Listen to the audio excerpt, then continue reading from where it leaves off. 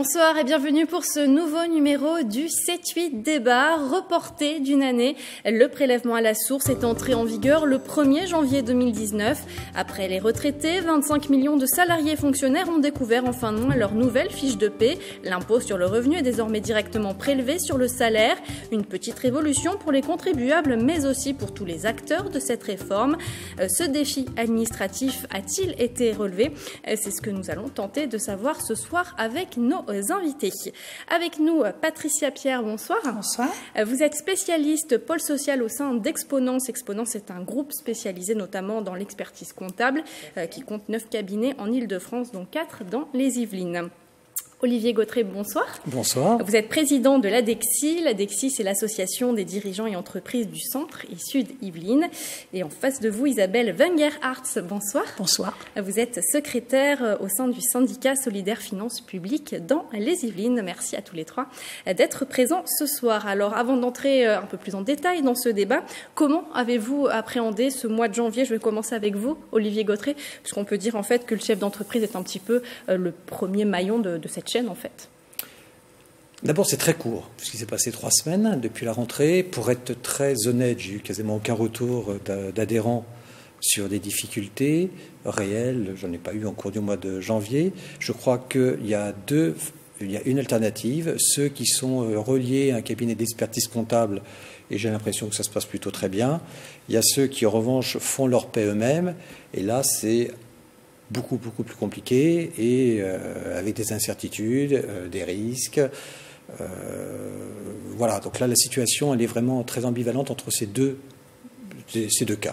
Patricia Pierre, justement, sur quel point il fallait être particulièrement vigilant tout ce mois de janvier? Alors sur ce mois de janvier, nous avons traité donc les payes de nos clients, petite entreprise. Notre point de vigilance, il a été sur les remontées des taux qui sont réalisés de manière automatique dans notre logiciel de paye. Donc moi je tiens à dire que nous n'avons pas, nous en tant que tiers, en quelque sorte déclarant pour nos clients, nous n'intervenons pas sur la saisie des taux. Donc nous avons des alertes sur ces taux-là et quelques remontées un peu sensibles de salariés qui font état d'erreurs sur leurs taux, qui sont en fait des décalages de temps dans le traitement par les centres des impôts des actualisations des demandes des particuliers. Qui là sera en effet un problème, puisqu'il y a 3 mois de délai pour les impôts pour corriger un taux. Voilà, si on corrige un taux. Voilà, et là c'est un vrai problème, parce que c'est le dirigeant d'entreprise qui prend de plein face le souci du salarié, ce qui est franchement pas normal, et puis on ne peut rien faire. On sera obligé d'attendre. Alors, Isabelle Wenger-Hartz, il y a plusieurs syndicats, dont le vôtre, qui ont dit que ce prélèvement à la source, en fait, était justement source de surcharge de travail. Est-ce que c'est vrai? Effectivement, l'organisation par le biais du prélèvement mensuel était une organisation précédemment qui marchait très bien avec un taux de recouvrement de 97%. Donc la décision de passer au prélèvement à la source est une décision purement politique qui a eu donc des implications techniques difficiles, comme viennent de le dire vos autres invités, et puis surtout une surcharge de travail parce qu'il y a eu beaucoup d'incompréhension de la part des contribuables, malgré une très grande campagne de communication faite par l'administration. Alors, le ministre a dit qu'il y allait avoir une prime justement pour les à cause justement de cette surcharge de travail. Alors, une prime de 200 €, il me semble. Alors, notre organisation syndicale Solidaire Finances Publiques revendique déjà une juste rémunération pour les compétences de l'ensemble des collègues. Première chose, effectivement, il y a eu un surcroît de travail, mais nous estimons que la prime de 200 € ne correspond absolument pas ni à notre technicité, ni à la surcharge de travail.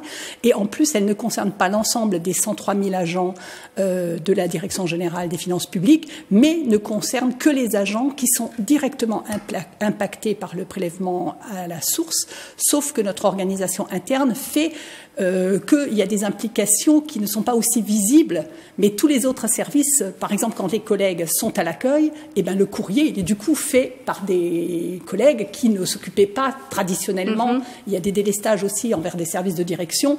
Donc non, nous ne sommes pas satisfaits ni du montant, ni du faible nombre. D'ailleurs, je l'ai dit à M. Dussopt lors de sa visite. Alors justement, ça tombe bien que vous en parliez, puisque M. Dussopt, qui est secrétaire d'État auprès du ministre de l'Action et des Comptes Publics, était à Rambouillet en début de semaine. Il a visité le centre des impôts. Il a également rencontré des chefs d'entreprise qu'il a tenu à rassurer. Je vous propose de l'écouter. Il est au micro de Marilène Yapichino. Le prélèvement à la source fonctionne bien. Il n'y a pas de bug, il n'y a pas d'erreur. Les salariés sont informés depuis l'avis d'imposition du mois de septembre du taux qui va leur être appliqué. Si leur situation a changé, ils peuvent faire modifier le taux pour prendre en compte la nouvelle situation. Et le système informatique, technique, la relation entre les entreprises, l'administration, tout cela fonctionne. Donc nous sommes sereins mais extrêmement concentrés puisque nous sommes toujours dans l'application de la réforme et qu'il faut à la fois redoubler de vigilance, de concentration pour garantir que l'intégralité du processus se passe bien. Voilà, donc le gouvernement est donc confiant. Est-ce que cela vous rassure ? On ne peut pas dire qu'il y a de bugs. Il n'y a pas de bugs, ça c'est certain. Il y a par contre beaucoup de démarches à faire parce que les taux ont été calculés sur le dernier impôt connu, c'est-à-dire l'impôt de 2017. Donc il faut l'actualiser parce que la situation des personnes a pu changer quant aux revenus, mais elle a aussi changé quant à leur organisation familiale. Il peut y avoir eu des décès, des mariages, des enfants, des séparations, des gardes alternées, etc. Et c'est surtout ça qui pose problème. Pas le système mécanique du prélèvement à la source lui-même qui fonctionne bien. Le seul crainte maintenant qu'on va avoir, c'est le reversement, parce que le prélèvement, il a été fait maintenant pour tout le monde, d'une part par le prélèvement à la source directement et par aussi la compte contemporain, parce que les personnes qui ne sont pas salariées, les professions libérales, le prélèvement part de leur compte bancaire. C'est un peu à assimiler à ce qu'on avait avant. Et donc, cet acompte contemporain, tout ça, ça ne pose pas tellement de problèmes. Ce qui pose problème, c'est les changements de la vie. Bien sûr. Voilà. Et c'est vrai que nous avons accompagné nos clients depuis le mois de septembre, justement, par des communications ciblées à destination des salariés, pour leur expliquer cette échéance qu'ils avaient au 15 septembre, justement pour changer leur situation, changer leur taux, prendre le choix de ce taux-là.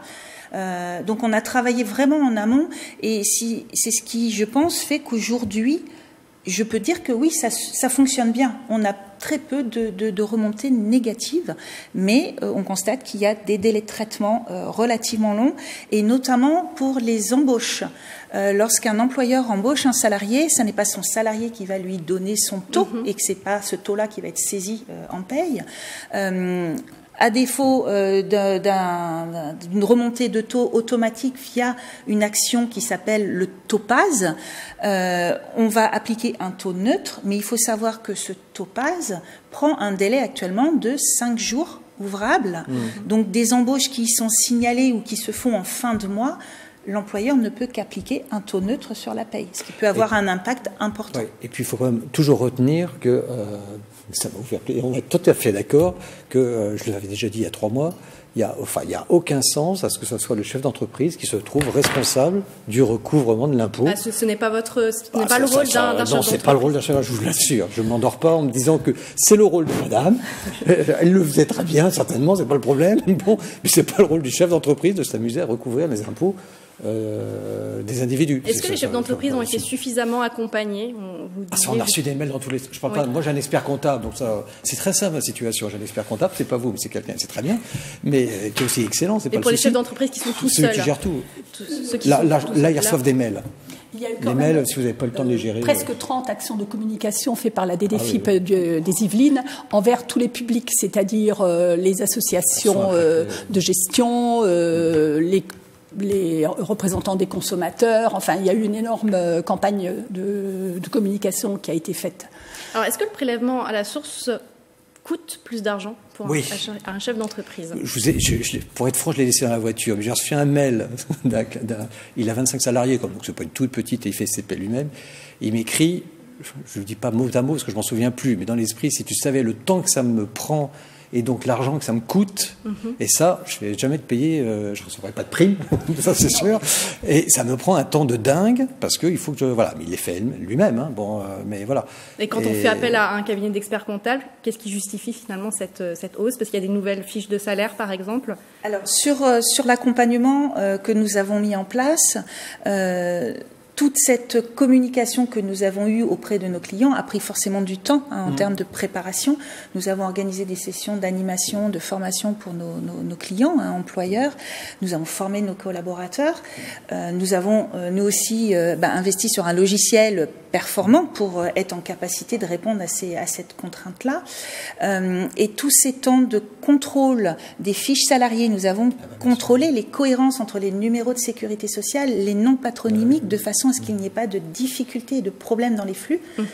Ce temps-là, il a été répercuté en partie. Alors, Exponence, on a toujours pour optique et pour, je dirais, politique, de ne pas faire supporter à nos clients la totalité de ces impacts financiers-là. Donc, on prend de quel ordre à peu près en pourcentage? On a mis en place une facturation, je dirais, pour la mise en place du PASS, qui était de l'ordre de 100 € à partir de 1 salarié jusqu'à 400, 500, 600 € pour des entreprises à 250 000. Là, je pense que ça dépend énormément.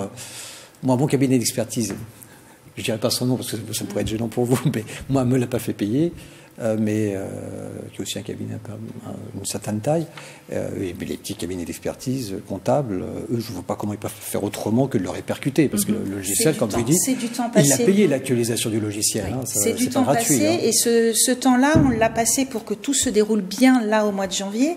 Mais il faut savoir que chaque mois, nos collaborateurs, nos gestionnaires de paye, vont avoir un contrôle de ces remontées de taux pour s'assurer qu'il n'y a pas de difficultés. Donc chaque mois, nous avons un travail supplémentaire. Alors justement, on va voir une petite infographie puisque vous parlez des mois qui vont suivre, puisqu'on le rappelle, le prélèvement à la source, évidemment, ne fait pas disparaître la déclaration annuelle de revenus, puisqu'entre le mois d'avril et le mois de juin, il faudra déclarer ses revenus 2018. Il y aura un nouveau taux donc de prélèvement applicable à partir de septembre, un taux qui peut être, on le rappelle, vous en avez parlé d'ailleurs tout à l'heure, modifié en cours d'année si la situation du contribuable change, mariage, naissance ou bien variation des revenus. Alors justement, par rapport à la déclaration annuelle de revenus de 2018, il était question d'une année blanche pour 2018. Est-ce que ça va être toujours d'actualité?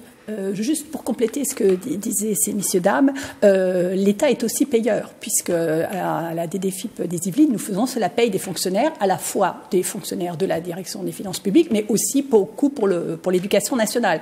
Donc là non plus, en tant qu'employeur, faisant la paye, il n'y a pas eu de difficulté. Donc je voulais dire ça. Alors effectivement, il faudra faire une déclaration. Il y a beaucoup de mauvaise compréhension du public qui a pensé que prélèvement à la source, c'était juste ne plus s'occuper de rien. Or, en réalité, à la fois, il devient acteur, beaucoup plus qu'il ne l'était, et donc il devra faire sa déclaration avec ses revenus.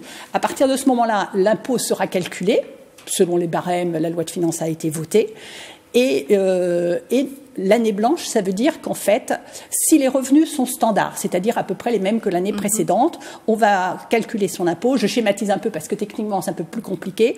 On compte un crédit d'impôt du même montant que l'impôt, et donc, ça fait 0. Par contre, si vous êtes parti à la retraite, par exemple, cette année, enfin, fin 2018, vous allez déclarer une prime que vous avez touchée pour le départ à la retraite. Alors, les revenus exceptionnels seront taxés. Comment calcule-t-on ces revenus exceptionnels? Schématiquement, on prend les revenus des 4 dernières années, on fait la moyenne. Ce qui dépasse cette moyenne rentrera dans le calcul d'un montant quand même pour 2018. Donc, ce n'est pas totalement une année blanche. S'il y a eu des revenus exceptionnels ou des licenciements avec des grosses indemnités qui sont imposables ou d'autres actions, les ventes de titres ou des choses comme ça, sur cette partie-là qui dépasse la moyenne des 4 dernières années. Mais bon, c'est assez technique, donc faisons confiance à nos collègues dans les services. On est quand même dans une société où on aime compliquer. Et c'est incroyable. Vous imaginez le temps, même pour vous, je pense pour tous les agents des impôts qui doivent. Parce que je pense qu'ils ont autre chose. Ils faisaient quelque chose avant. Vous faisiez quelque chose auparavant. C'est pas ça. Quand on imagine le temps qu'ils doivent passer à ça. Dans le programme du président de la République, il est question de supprimer 120 000 fonctionnaires, dont 50 000 fonctionnaires. Et on en supprime cette année plus de 2100 aux finances publiques, dont 18 dans notre département.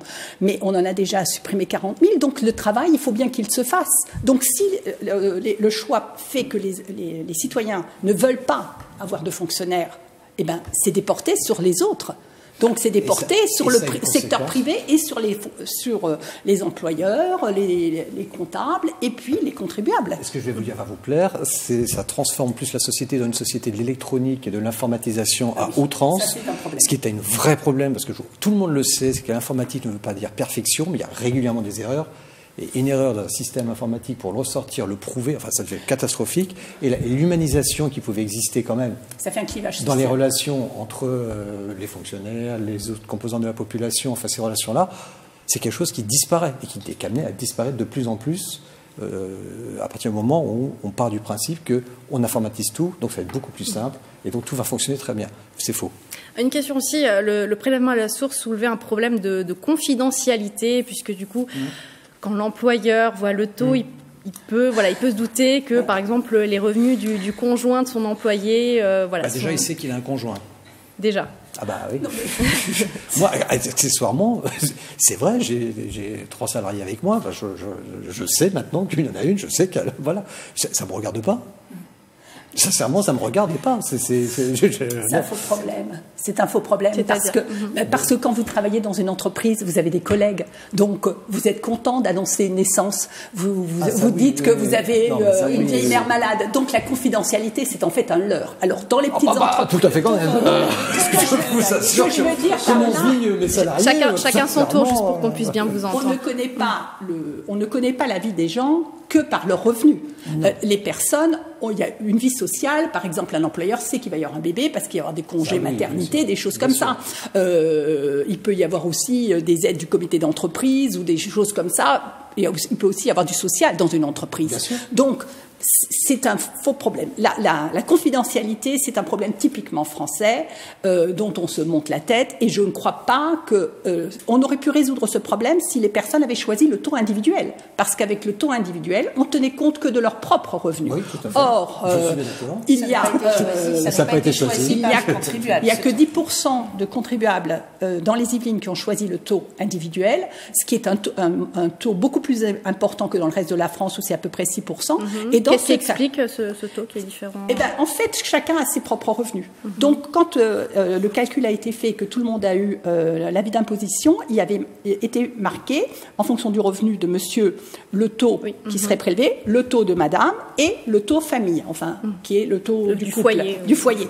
Et donc, si vous choisissiez votre taux personnel, votre employeur ne peut pas savoir quel est le revenu ou supposer que votre conjoint ait un gros revenu ou un petit revenu. Donc c'est parce qu'aussi on est à la fois dans un système où on est encore foyer fiscal, donc le taux foyer, mais je pense que cette réforme, enfin ça c'est mon opinion personnelle, va conduire à ce qu'on arrive alors l'administration le dément, le ministre le dément, mais vers un taux individuel obligatoire, comme dans d'autres pays. Et dans les autres pays où il y a les prélèvements à la source, il n'y a pas d'avantages familiaux. Le fait d'avoir un enfant n'est pas un avantage familial, donc ça modifierait l'ensemble. Donc ça présume, à mon sens, d'une réforme plus intense et que ce sont les bases. Est-ce qu'il peut y avoir des problèmes de fraude avec ce système de prélèvement à la source? Je ne sais pas, l'employeur qui... Alors de fraude, je dirais, je ne crois pas plus qu'au regard d'autres cotisations sociales. L'employeur prélève déjà des cotisations sociales. La fraude, ce serait de ne pas les reverser aux différents organismes. Voilà. Que des clients... Si par exemple l'employeur fait entre guillemets une fausse fiche de salaire avec un taux erroné, est-ce que ça peut... Avec un salarié inventé. Non, avec un vrai salarié. En fait, si par exemple le salarié, imaginons, a un taux normalement de 0,5 et sur la fiche de salaire, l'employeur fraude en disant que son salarié en fait a un taux de, je ne sais pas, de 10% pour... Bien, même si nous faisons du contrôle fiscal dans l'administration fiscale, on n'a quand même pas cette démarche de considérer les employeurs comme des fraudeurs potentiels. Non, les problèmes qu'on a de fraude, ce sont les gens qui déjà, enfin les entreprises qui déjà fraudent à l'URSSAF, fraudent déjà maintenant, ne reversent pas. Tous les précaires, c'est-à-dire les sous-traitants, ce sont souvent ces personnes-là. Ils montent une boîte, ils créent, mais finalement ils reversent rien à personne et ils mettent les clés sous la porte. Mais c'est vraiment peanuts. Enfin, je veux dire, le souci. Enfin, l'administration fiscale continuera ses contrôles, bien sûr, mais avec l'idée quand même que les employeurs ne sont pas tous des bandits de grand chemin. C'est gentil. Non, mais c'est ce qu'on pense tous. Enfin. Merci. Alors cette émission touche bientôt à sa fin. On va commencer à conclure. Alors, je commence avec vous, Monsieur Gautret. Est-ce que ce défi du prélèvement à la source a été relevé? Je ne peux pas encore vous donner la réponse, c'est trop tôt. Ça fait même pas un mois. On le saura quand il y aura des modifications des taux, de voir les conséquences sur la vie des gens. Il y avait beaucoup d'inquiétudes il y a quelques mois, d'ailleurs, quand vous étiez notamment sur ce plateau aussi pour un débat sur ce thème. Est-ce que là, les inquiétudes se sont un petit peu envolées? Que j'avais soulevées, une partie des inquiétudes que j'avais soulevées qui étaient liées à la préparation des logiciels, notamment. Est-ce qu'ils auraient vraiment été prêts à la date dite du 31 décembre? Et ça, dans l'esprit, il n'y a pas de souci. Donc ça, c'est parfait. Après, j'avais soulevé deux inquiétudes qui étaient sur les conséquences des erreurs sur les taux, et notamment la responsabilité du dirigeant dans ce cas-là. Qui est responsable? Parce qu'on ne le sait toujours pas trop. Et normalement, je crois qu'il y avait un système de pénalité qui était censé se mettre en place, ou plus ou moins. Qui a été suspendu pendant, voilà, pendant donc, une quand année. est-ce qu'il va, Tout à fait. donc s'il a été suspendu, c'est qu'il va revenir. Enfin voilà, donc c'est plutôt dans cet ordre-là, si vous voulez, c'est les suites. Après, il y a ce que j'avais dit à l'époque, était très simple sur le fait que oui, je retrouve à connaître par moment une partie de la vie de mes salariés, que ça ne me regarde pas. Voilà.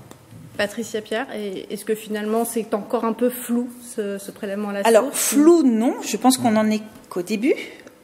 On n'a pas tous les retours encore par rapport à la paye du mois de janvier, mais l'étape, comme vous le disiez, madame, la prochaine étape, c'est le mois de mai 2019, exactement, quand il va falloir que l'on fasse les déclarations de revenus 2018 avec ces questions, revenus exceptionnels ou pas.